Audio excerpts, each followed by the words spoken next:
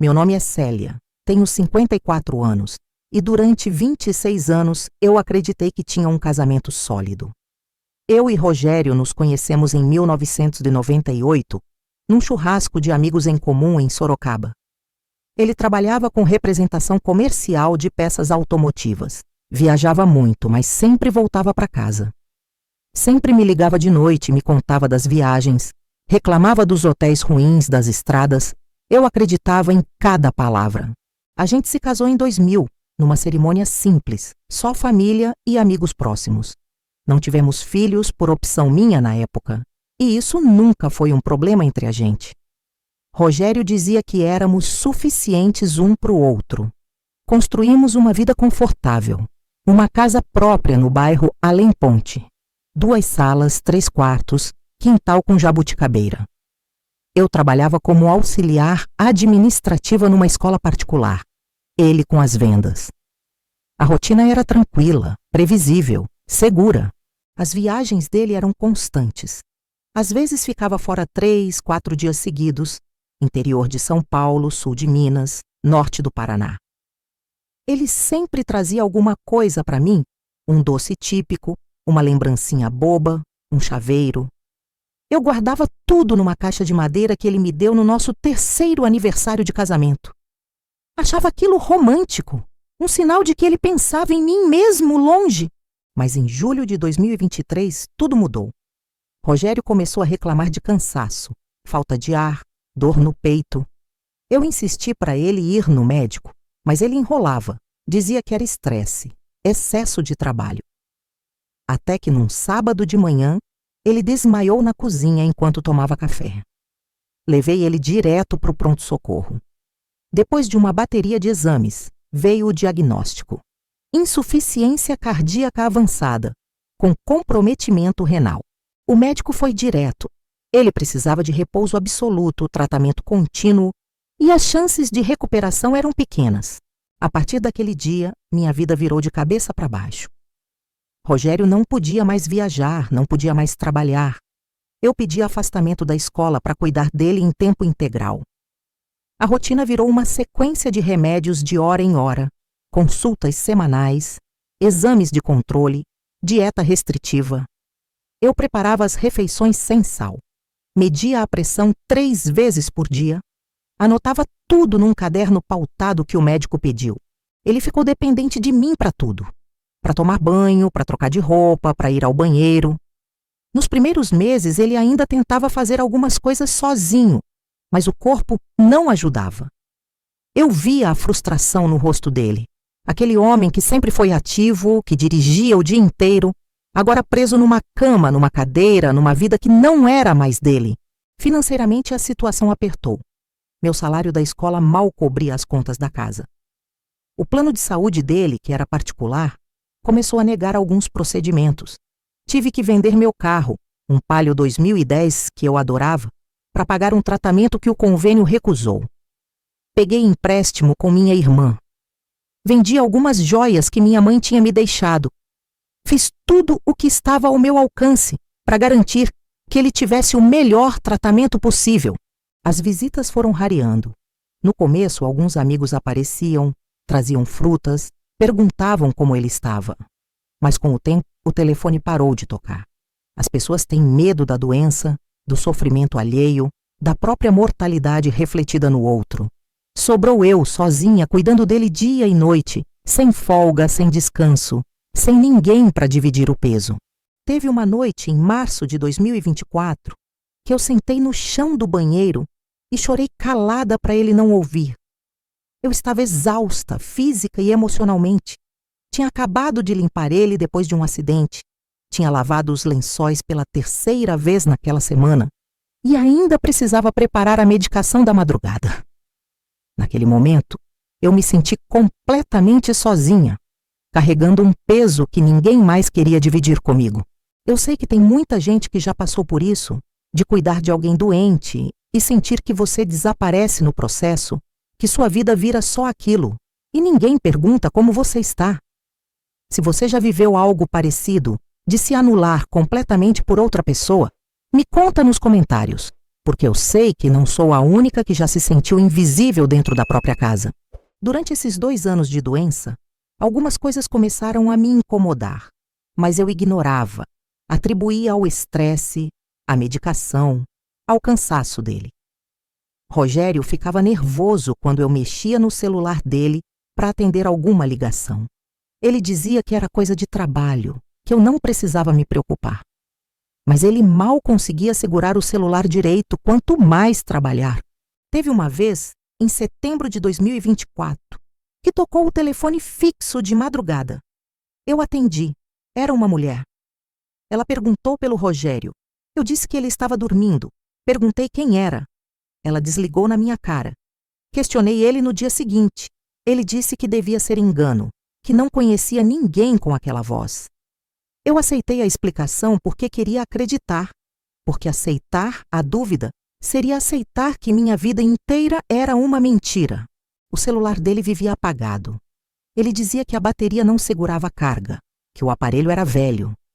Mas quando tocava, ele fazia questão de atender, mesmo tremendo, mesmo sem força, e sempre dizia a mesma coisa. É do trabalho antigo, cobrança de comissão atrasada. Eu nunca insisti porque achava cruel questionar um homem doente, um homem que eu achava que estava lutando pela vida ao meu lado. Em dezembro de 2024, a situação dele piorou drasticamente. Ele teve uma parada cardíaca em casa, eu liguei para o SAMU, fizeram reanimação aqui mesmo, na sala. Levaram ele para o hospital, ficou internado 15 dias na UTI. Eu passei o Natal e o Ano Novo no corredor do hospital, dormindo numa cadeira de plástico, comendo marmita fria, esperando notícias. Quando ele teve alta, em janeiro de 2025, veio com a sentença: cuidados paliativos. O médico me chamou numa sala reservada e foi direto: Dona Célia, a senhora precisa se preparar. É questão de semanas, no máximo 2 meses.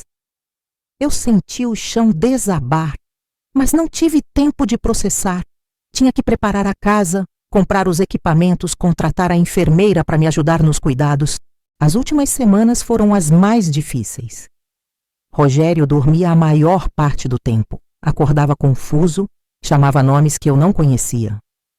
Uma vez ele disse: perdoa, Andréia. E eu perguntei quem era Andréia. Ele disse que estava sonhando, que era febre. Eu queria acreditar, mas uma coisa dentro de mim já estava rachando, mesmo que eu me recusasse a enxergar. Rogério faleceu numa terça-feira, dia 11 de fevereiro de 2025, às 6h20 da manhã. Eu estava do lado dele, segurando a mão dele, quando ele deu o último suspiro. A enfermeira me abraçou, chamou o médico para atestar o óbito. Eu fiquei ali, paralisada, olhando para o corpo dele, tentando processar que acabou, que eu tinha dado tudo de mim e agora estava sozinha. Os preparativos do velório foram rápidos. Minha irmã me ajudou com a papelada, com a funerária, com os avisos. Decidimos fazer o velório no próprio cemitério, na capela, porque seria mais prático. Às 3h do mesmo dia, o corpo já estava sendo velado. Algumas pessoas começaram a chegar. Vizinhos, ex-colegas de trabalho dele, minha irmã, 2 primos distantes. E então, por volta das 4h30, ela entrou. Uma mulher de uns 40 e poucos anos, cabelo preto liso até os ombros, roupa escura. 2 adolescentes ao lado dela. Um menino de uns 16 anos, uma menina de uns 14. Ela se aproximou do caixão, colocou a mão no vidro, começou a chorar alto de um jeito desesperado. Os 2 adolescentes choravam junto, abraçados nela. Eu achei estranho, mas pensei que fosse alguma parenta distante que eu não conhecia. Alguém do lado da família dele que nunca tinha aparecido. Até que ela virou para mim, me olhou direto nos olhos e disse: você deve ser a Célia. Eu sou a Andréia, a outra esposa do Rogério. O mundo parou. Eu ouvi as palavras, mas meu cérebro se recusava a processar. Outra esposa. Eu olhei para os adolescentes e foi aí que eu vi. O menino era a cara do Rogério. O mesmo nariz, o mesmo formato de rosto, os mesmos olhos castanhos fundos. A menina tinha o sorriso dele, aquele jeito de inclinar a cabeça quando estava constrangida. Esses são os filhos dele, ela continuou, a voz embargada. Vitor e Júlia, nós morávamos em Campinas. Ele passava metade da semana lá com a gente, metade aqui com você. Eu não consegui falar. Minha irmã veio correndo, segurou meu braço, me puxou para um canto, mas eu continuava olhando para aquela mulher, para os 2 adolescentes, para o caixão, tentando encaixar as peças de um quebra-cabeça que eu nunca soube que existia. Andréia continuou falando como se precisasse desabafar, como se eu fosse obrigada a ouvir. Ela contou que conheceu Rogério em 2006, que ele disse que era divorciado, que eles se casaram em 2008 no civil, que tiveram os 2 filhos, que ele trabalhava viajando, mas sempre voltava. Que ela descobriu sobre mim só 3 meses atrás, quando ele foi internado, e ela achou uns documentos na mala dele. Eu também fui enganada, ela disse chorando. Eu também achei que era a única. Até hoje eu não consigo explicar o que eu senti naquele momento. Foi uma mistura de choque, raiva, humilhação e uma tristeza tão profunda que parecia que iam me engolir ali mesmo. Você consegue imaginar descobrir que sua vida inteira foi uma mentira no dia do enterro? Se você fosse eu, o que faria naquela hora?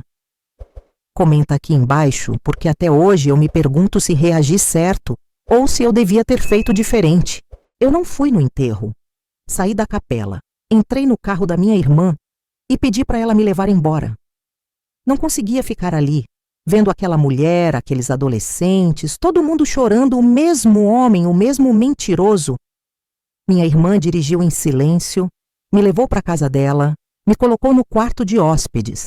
Eu passei 3 dias sem comer direito, sem dormir direito, só tentando entender como eu não vi, como eu fui tão cega.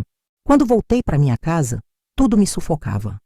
As roupas dele ainda no armário, os remédios na mesinha de cabeceira, a cadeira de rodas encostada na parede, eu comecei a revirar tudo. Abri gavetas, armários, pastas de documentos e encontrei uma pasta escondida no fundo do guarda-roupa, cheia de papéis. Certidão de nascimento dos 2 adolescentes, com o nome dele como pai. Certidão de casamento dele com a Andréia, datada de 2008. Fotos dos 4 juntos, em aniversários, natais, viagens. Uma vida inteira paralela, documentada, escondida de mim. Tinha mais. Extratos bancários de uma conta que eu nunca soube que existia. Transferências mensais para Andréia, compras em Campinas, pagamento de escola particular para os adolescentes. Enquanto eu vendia meu carro e minhas joias para pagar tratamento, ele tinha uma conta separada com dinheiro guardado. Dinheiro que ele nunca mencionou, nunca ofereceu para ajudar nas despesas da doença. Eu liguei para Andréia. Peguei o número dela com uma vizinha que tinha ido no velório. Quando ela atendeu, eu fui direta. Você sabia que ele tinha dinheiro guardado? Ela disse que não, que ele sempre reclamava que estava apertado, que as comissões estavam atrasadas. Ela também tinha vendido coisas para ajudar nas despesas quando ele ficou doente. As 2 sendo enganadas, as 2 sendo usadas, as 2 acreditando que eram a prioridade. Decidimos nos encontrar. Foi estranho, desconfortável, doloroso. Mas tinha algo em comum entre nós. A raiva. A sensação de ter sido feita de idiota durante anos. Sentamos num café em Sorocaba. Colocamos tudo na mesa, literalmente. Todos os documentos, todos os extratos, todas as mentiras organizadas em pilhas sobre a mesa de fórmica. O que a gente faz com isso? Ela perguntou. A gente vai atrás do que é nosso por direito, eu respondi. Contratamos um advogado especializado em direito de família e sucessões. Explicamos a situação toda. Mostramos os documentos. O advogado foi claro. Era bigamia. O segundo casamento era nulo, mas os filhos tinham direitos garantidos. A partilha seria complexa, mas possível. Descobrimos que a casa onde eu morava, que eu achava que era nossa, estava só no nome dele. O carro que ele usava, financiado também. A conta bancária secreta tinha um saldo considerável, R$ 143 mil. Dinheiro de comissões acumuladas, de vendas que ele fazia e nunca declarava, de uma vida dupla financiada com mentiras. O processo de inventário foi aberto. Eu tive que sentar na mesma sala que Andréia, que os 2 adolescentes, que o advogado deles, que as testemunhas. Tive que ouvir a história dela sendo contada, tão parecida com a minha, tão dolorosa quanto. Vitor, o filho mais velho, me olhava com raiva, como se eu fosse culpada. Júlia, a menina, chorava o tempo todo. No fim, depois de 6 meses de processo, a divisão ficou assim. A casa ficou para mim, porque eu tinha provas de que ajudei a pagar e de que morei ali por 26 anos. O carro foi para o pagamento de dívidas que ele deixou. O dinheiro da conta secreta foi dividido meio a meio. Metade para mim, metade para os 2 filhos. Andréia não tinha direito legal a nada, porque o casamento dela com ele foi considerado nulo. Mas ela acabou recebendo uma parte através dos filhos, porque ela tinha a guarda deles. Hoje, 1 ano depois de tudo isso, eu ainda moro na mesma casa. Mas não é mais a casa do Rogério. Eu pintei as paredes, troquei os móveis, arranquei a jabuticabeira do quintal e plantei um pé de jasmim. Voltei a trabalhar na escola, dessa vez como coordenadora administrativa, ganhando melhor. Fiz terapia durante 8 meses para conseguir processar tudo. Eu e Andréia não somos amigas, mas mantemos contato. Ela liga de vez em quando, a gente conversa sobre burocracia, sobre como está lidando com a dor, sobre como é difícil reconstruir a confiança. Os adolescentes me bloquearam nas redes sociais. Não os culpo. Para eles eu sou a vilã da história. A outra mulher, mesmo que eu não soubesse de nada. Teve um dia, uns 4 meses atrás, que eu estava organizando umas caixas antigas e achei aquela caixa de madeira que ele me deu no 3º aniversário. Abri e lá estavam todas aquelas lembrancinhas de viagem. Doces, chaveiros, bilhetinhos. Eu olhei para aquilo tudo e pensei: quantas dessas viagens eram para Campinas? Quantos desses presentes eram uma forma de compensar a culpa? Joguei tudo fora. A caixa também. Não queria mais nada que me lembrasse daquilo. Hoje eu sei que dedicação não é garantia de honestidade. Que cuidar de alguém com amor não significa que você está sendo amada de volta. Que tem gente que consegue viver 2 vidas, enganar 2 famílias e morrer sem nunca ter tido coragem de assumir a verdade. Rogério nunca me pediu perdão. Nunca confessou. Levou o segredo até o fim e deixou para mim e para Andréia o trabalho de juntar os cacos. Eu não sei se um dia vou conseguir confiar em alguém de novo. Não sei se quero. Mas sei que sobrevivi, que aprendi a viver sozinha, de verdade, sem depender de mentiras para me sentir completa. E isso, no fim das contas, vale mais do que qualquer casamento que eu achei que tinha. Até hoje eu não sei se perdoei ele ou se só aceitei que ele nunca vai poder se explicar. O que eu sei é que ninguém deveria descobrir uma traição desse tamanho no dia mais doloroso da vida. Se você fosse eu, conseguiria perdoar? Ou a raiva seria maior que tudo? Me conta nos comentários, porque eu ainda tô tentando descobrir o que eu realmente sinto.